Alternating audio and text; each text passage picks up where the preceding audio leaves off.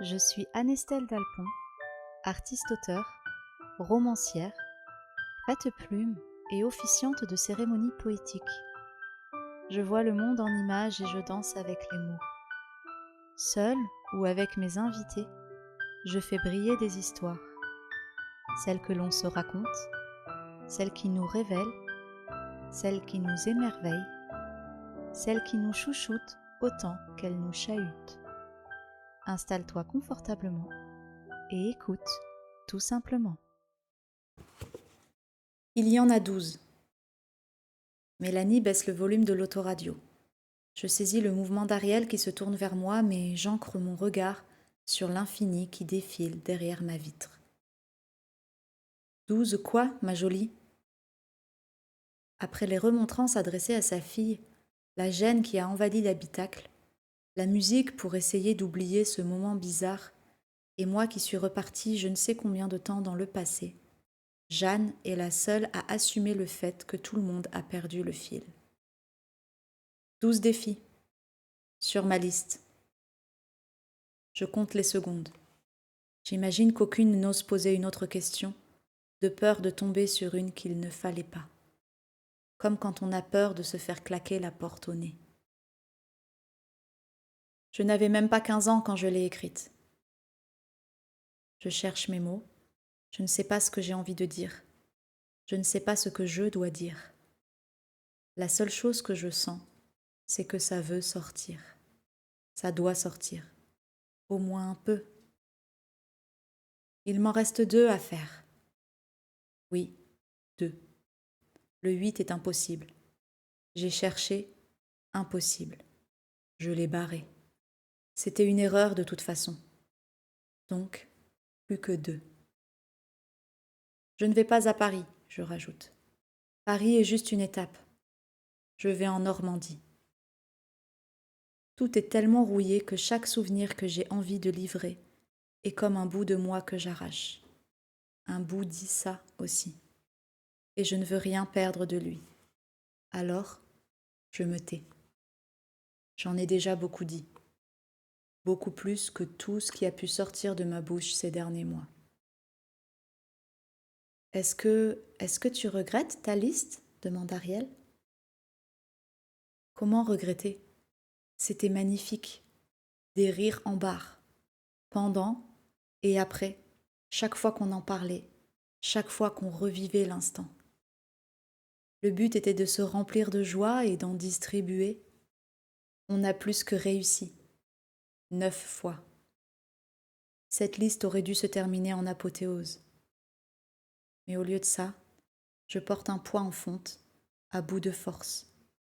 Parce que j'ai promis. Mais demain, je pourrai enfin le déposer. Une larme glisse le long de ma joue. Je l'essuie le plus discrètement possible, mais je sais que ma voisine de gauche a capté. Je sens ses regards indiscrets sur moi dès qu'elle le peut. Et alors que je m'attends à ce qu'elle pose une énième question indiscrète, elle s'avance vers notre conductrice. « Est-ce qu'on pourrait faire une pause à la prochaine heure ? J'ai besoin d'aller aux toilettes. » Puis, elle se cale contre son dossier. « Bonne idée. Je n'ai pas eu le temps de prendre un café ce matin. On y est dans moins de 10 kilomètres. » Une fois la voiture garée, je range mon téléphone et mes écouteurs sous mon sac et je sors me dégourdir les jambes. Je rejoins très lentement les toilettes en espérant que mes covoitureuses ont eu le temps de les quitter. La pièce est vide. Je me glisse derrière la première porte. « Laisse-la tranquille, c'est tout ce que je te demande », résonne la voix de Jeanne au bout de quelques secondes.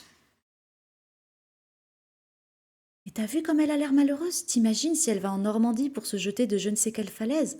On aura été responsable. » « Ariel, tu as beaucoup trop d'imagination. Laisse cette petite en paix. Ce qu'elle vit ne te regarde pas. Et tu es pâtissière, pas psy. » « Mais ça se voit trop qu'elle a besoin de parler. Sinon, elle n'aurait pas relancé la discussion sur ces 12 défis. On dirait qu'elle... » Ariel et sa mère se taisent le temps qu'une personne se lave les mains. Puis Ariel reprend en baissant un peu la voix. « On dirait qu'elle se retient. Ça se trouve depuis trop longtemps. C'est aussi stupide que de s'empêcher de vomir. Ma fille, il faut vraiment que tu apprennes à ne pas dire tout ce qui te passe par la tête. Ok, j'admets, l'image est moche, mais maman, si c'était moi qui étais comme ça, tu n'aurais pas envie de m'aider? J'aimerais juste qu'elle comprenne qu'elle peut nous faire confiance. On est des inconnus, qu'est-ce que tu racontes? Bah justement, on ne se reverra jamais. Elle n'a rien à perdre, tout à gagner. Elle peut nous balancer sa colère, sa haine, son désespoir. On saura, à nous trois, nettoyer tout son vomi. Elle se sentira mieux après. Allez, laisse-moi en parler à Mélanie. Si elle est d'accord, t'es ok pour essayer de l'aider, toi aussi? Ma chérie, on ne peut aider que ceux qui ont envie de l'être. Tu ne peux pas forcer les gens. Je ne veux pas la forcer, juste lui tendre des perches. On a le temps, il nous reste plus de 8 heures de route. Un jour, il faudra que tu arrêtes de prendre toute la peine des autres pour t'occuper un peu de ta joie à toi.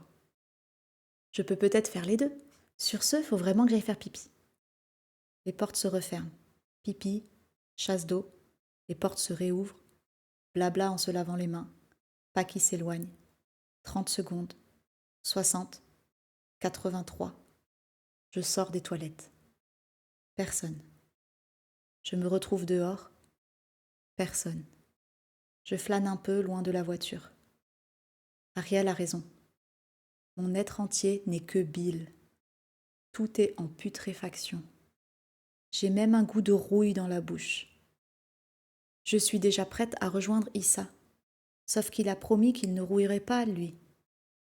Je colle ma main sur ma bouche pour étouffer un sanglot. Est-ce qu'il m'aimera encore dans cet état-là? Yuna, on y va!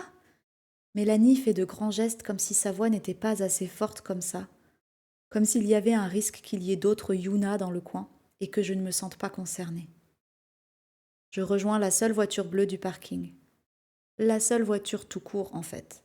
La mère et la fille sont déjà attachées. Je n'essuie même pas mes larmes. À quoi bon?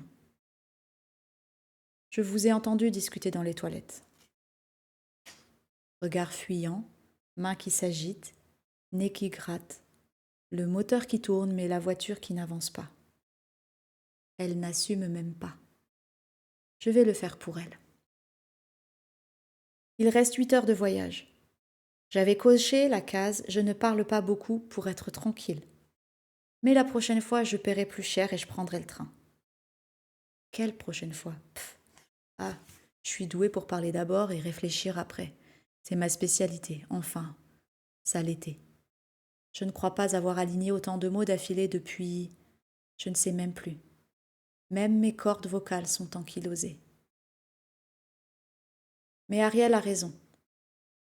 Elle regarde ses pieds et me laisse poursuivre.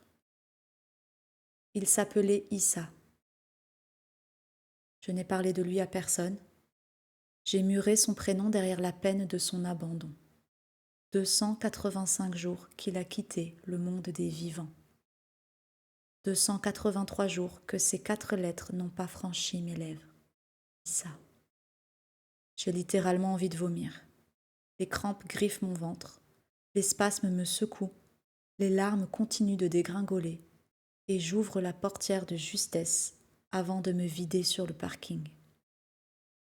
C'est tellement violent que je sens les vaisseaux minuscules tout autour de mes yeux exploser un à un. Je sens presque la main d'Issa frotter dans mon dos de haut en bas et me chuchoter. Tu es sûr que tu veux quand même le faire? Comme lors de notre tout premier défi, duquel il a failli se défiler. C'était un extrait de mon roman Vieille amitié ne craint pas la rouille, dont voici le résumé. Il y a 3 ans, Yuna a fait une liste de défis à accomplir avant le bac avec son meilleur ami Issa.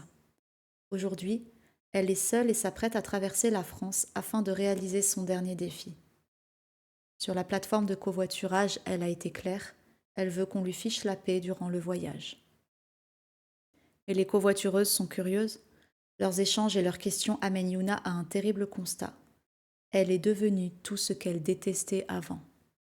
Le deuil, la rancune et la colère ont grippé tous ses mécanismes de vie. Pour se débarrasser de la rouille qui l'ankylose, Yuna va devoir accepter d'ouvrir sa boîte à souvenirs, pour le pire, mais aussi pour le meilleur. Or, Faire confiance à ses partenaires de voyage, c'est aussi faire confiance à celle qu'elle était lorsqu'elle a imaginé cette liste pleine de peps et de joie. Dans un récit mêlant tranches de vie et feel-good, on plonge dans les souvenirs de Yuna, au cœur d'une amitié puissante et festive, d'une créativité joviale, mais aussi dans le drame qui a tout ravagé. Et on l'accompagne dans sa remontée à la surface. Et voici une petite citation.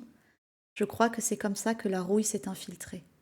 Dès mes premières larmes séchées, elle s'est déposée dans mes pensées. Et comme je n'ai laissé personne m'approcher, la rouille s'est incrustée de partout. Tu peux retrouver ce livre, Vieille amitié ne craint pas la rouille, sur toutes les plateformes numériques, la Fnac, Amazon, etc. Mais également, tu peux le commander chez ton libraire préféré.